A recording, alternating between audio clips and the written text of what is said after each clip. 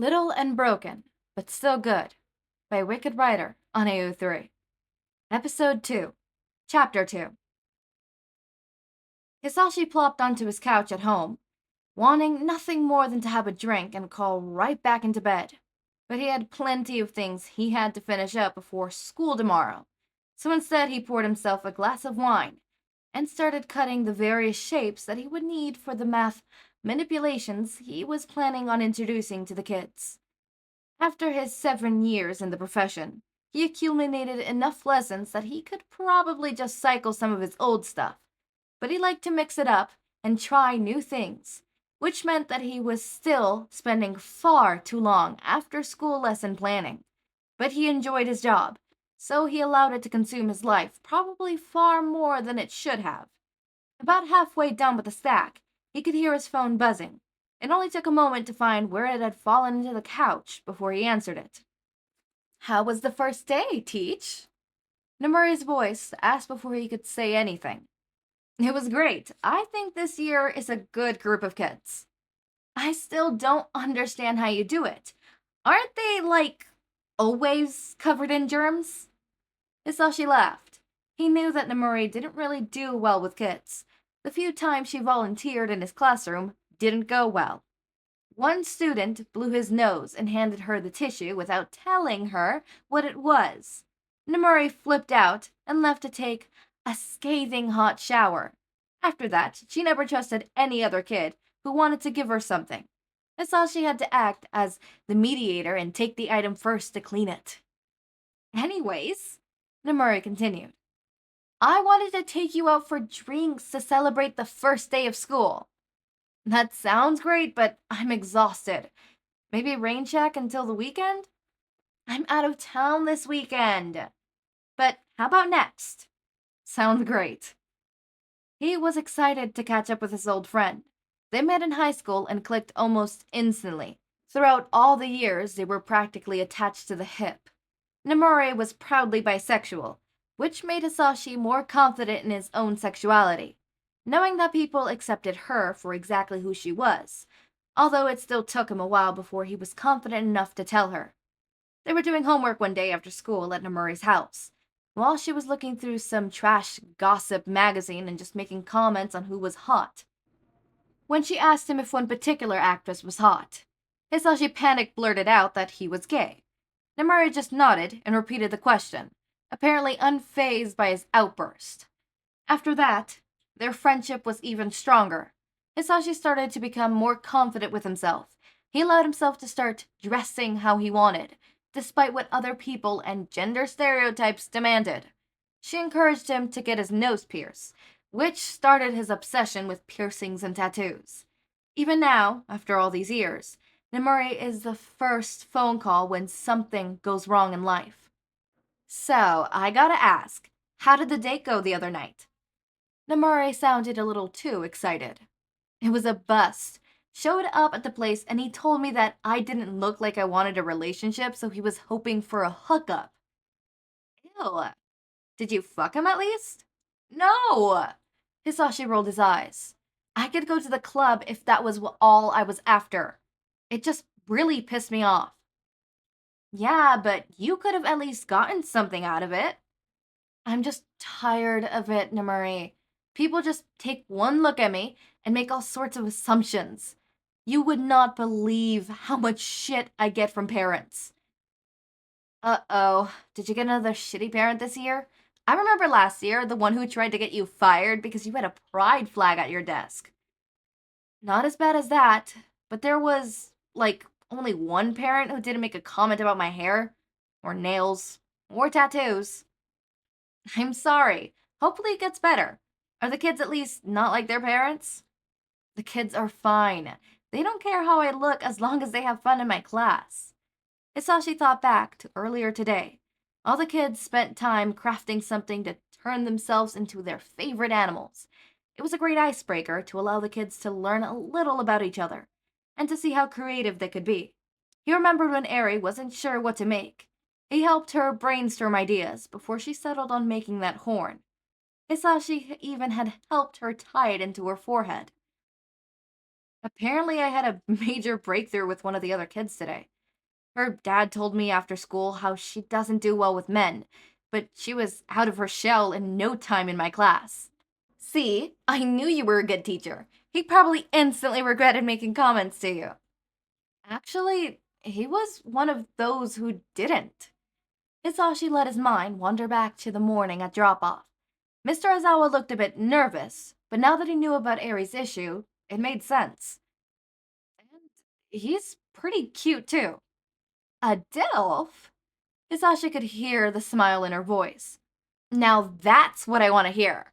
What kind are we talking about? Like the super sweet type that's gonna buy you presents for everything, or the type that would make you call him daddy too? Please don't talk about my student's parents like that. I'm sure he's married. Someone as hot as him would have been snatched up a while ago. And how do you know? Did he have a ring? Not that I noticed, but a lot of people don't wear rings all the time. Plus, I did notice two people authorized to pick up his daughter, and one of them was a female with a different last name, so probably not his sister or something. That does that doesn't mean you still snap a picture and send it to me. I want to know what he looks like. Yeah, that doesn't sound like I would get in trouble at all. Hisashi rolled his eyes, even though he knew that she wouldn't see it. They talked for a bit longer before Hisashi had to hang up and finish a task for his classroom. His mind wandered a little bit over Aizawa, who did look really good in his suit. Although his hair was pulled back into a bun, Hisashi could tell it was a bit on the longer side, which made him happy. His hair was always a topic of conversation with parents. Mostly, they couldn't understand why a guy would keep it that long. But also, as someone who worked with children, there was always a risk to it. His third year teaching, one of the students cut a chunk of it off for no other reason than he was curious what would happen if he did. But overall, he really liked his long hair. Part of Hisashi wondered what Aizawa thought of him when they met this morning. But part of him also didn't want to know. He was nice enough to keep his comments to himself. Hopefully, it would stay that way. Once he finished cutting, Hisashi was too tired for anything else, so he decided to go to bed and just arrive early to finish whatever else he needed to finish. It had been a little over a week, and Hisashi could feel himself developing a crush on Mr. Aizawa, which was totally unprofessional, and he'd never done anything like this before. Sure, some parents were nice to look at, but he'd never felt any actual attraction to any of them. But Aizawa, it was different. Not only was he downright gorgeous, in a too tired to try to keep up with his appearance, but a totally worked with him kind of way, but the way he interacted with his daughter was absolutely heartwarming. One morning, when he dropped off Eri, Hisashi could see the bright pink color on his nails and decided to ask about it. Apparently, Eri wanted to give him a makeover the night before, complete with nail polish and makeup, and decided to keep the nail polish since she was super proud of her work. It was adorable. Throughout his years at work, Hisashi had found quickly that most dads would put up with whatever their kids wanted, but they would never dare to go out in public with something they deem feminine. Aizawa was completely different. It was refreshing to see. He couldn't help but wonder about his wife, though, or whoever was the other contact. Aizawa didn't wear any rings, but that didn't mean he was single. But Hisashi was certain that he could find out today about it. After all, he had to talk to all the parents at drop-off. Good morning, Eri. Hisashi smiled as she came into the room. She greeted him with not much enthusiasm, before heading off to her cubby to hang up her coat. Good morning, Mr. Aizawa. The man in question just nodded, and he looked even more tired than usual. The bags under his eyes looked like they had bags of their own. I actually needed to talk to you, Hisashi continued, about parent volunteering. We usually have parents volunteer at least one day this year, and I wanted to see if you would be willing to come in sometime. Maybe. I'll need to ask about taking a day off. Do I need to sign up today? No, you don't have to. Just let me know if and when you can make it. You can volunteer as little or as much as you like. Sure, I'll just check with my boss. His voice was even more gravial than usual. Or, if you can't make it, your wife could always volunteer as well. For a moment, Aizawa looked very confused. I'm not married. Sorry, I shouldn't have assumed. Hisashi laughed, nervously. The other contact for Eri, I just thought she was your wife. But your partner is welcome to come as well. Emmy is a friend. We work together, so it made sense to list her off as a contact in case I don't answer my phone so she could walk over to my desk if you call her. Oh! This news both delighted and disappointed Hisashi. On the one hand, this meant he was single, but on the other, it meant he was single and out of bounds.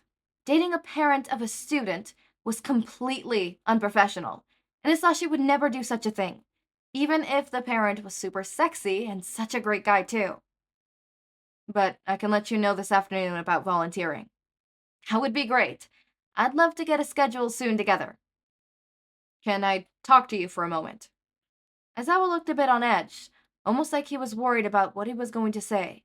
Hisashi just nodded. Eri had a night terror last night. It's not completely uncommon for her, but it was particularly bad last night. Neither of us got much sleep. She may have trouble today. Please be understanding about it. Of course. I actually have a break area in my classroom where students can go when they need to just take a little break and color or do some puzzles, or something that will help them self-regulate. I'll make sure Eri remembers about it. Thank you. Aizawa glanced over his shoulder, probably to check on Eri. I'm grateful she has a teacher like you. The statement made Hisashi's stomach flip. Over the years, parents paid him several compliments about how much their kids liked him as a teacher, but for some reason, hearing Aizawa say it made it feel like it was something special. This little crush was getting out of hand far too quickly. Anything for my students. Hisashi smiled brightly before excusing himself. Perhaps just keeping the distance between them would help him to get over this stupid infatuation. After lunch was the time for reading, which was one of Hisashi's favorite times of the day. He asked Eri to pick out a book when she was in the quiet time oasis, which was what he called the area in the classroom where students could go when they needed time alone. He tried to make it inviting, a small area in between two bookcases with a beanbag chair and some fuzzy pillows and a various of activities that were designed to help students regulate their emotions. Students were welcome to spend as much or little time as they wanted, and could return to the group when they were ready, no questions asked. If Hisashi noticed students were using it too often, he would just check in on them and make sure everything was okay. Eri opted to using it for a little bit in the morning, so Hisashi asked her to pick out a book she thought was interesting and he would read it after lunch. When he emerged with a book, she looked much like her usual self and continued with the lessons. While the kids were at lunch, which Hisashi would have to go to the cafeteria to pick them up, he took this time to quickly eat his own lunch before slipping into his leather jacket and shades. Back when he was a music major in college, Hisashi would host a late-night radio show called Put Your Hands Up Radio, which played from midnight to 3 a.m. It actually got a lot of listeners, due to his weird calls and questions that only college students would lose the sense of reality would answer on his air. His alter ego was President Mike, and he loved every second of it. He hoped that after graduation, he would have continued in radio, but after jumping between different jobs for about a year, he ended up going back to his teaching credentials since none of the radio stations really clicked with him. He hoped to become an elementary music teacher and wound up with a kindergarten class. Instead of being the disaster that he thought he would have been, Hisashi found that he loved it. The kids were great. He had fun almost every day, and he was surprisingly good with kids. Now his old leather jacket for President Mike made its appearance during story time when he would slip into character to read. As soon as he got the kids back into the classroom, they took their seats on the rug where story time usually happened. Hisashi grabbed the copy of Where the Wild Things Are that Eri had picked out in the morning. Afternoon, little listeners, Hisashi shouted, and there was a chorus of afternoons, that he was greeted with. We have a special book today. This one was requested by one of our own. Are you ready? All the students shouted with enthusiasm. He grabbed the sparkly microphone and started to read, making sure to keep his voice upbeat and gave each character their own voices. By the time they finished, all the students were trying to act like monsters from the book, and he had to stop a few from trying to eat the pages to show how much they loved it. Oh my god, okay. I really like this. Okay, I know I lied to you guys. Little and broken but still good. Still does not have the intro of Stitch. I am sorry. It is coming, I promise. I'm recording this the same day where my brother is still out in that party, okay? He's partying. He's partying, and what am I doing here? I'm sitting here, and I am recording for you guys. I'm joking. I chose to sit here. I could have recorded earlier in the morning and also, well, actually no, early in the morning I was with a lawyer, but after the lawyer, I could have recorded this and then I could have gone to the party. You know, I could have. Technically speaking, I just did not want to, okay? I chose to sit here and read fanfiction to people in YouTube. Yep, that is my life choices, and I regret nothing. Okay, but moving on, I want to talk about the actual fanfiction now. So, I find it adorable that President Mike loves teaching the children. Also, oh my god, he's developed a crush. He's like, oh my god, this is so unprofessional, but like, he's kind of hot. I love that, I'm gonna cry. Okay. I am high in emotions, but oh my god, I love that. So, clearly we have Hizashi already developing feelings, in the sense of like, it's a crush, right? I wonder if this is gonna develop further, and I feel like it's gonna be slow burn, because slow burn is one of the tags. I feel like it's gonna be slow burn, but slow burn in the sense of it slowly they get together and not slowly they develop feelings, right? Because there is a difference between slow burn relationship and slow burn feelings, right?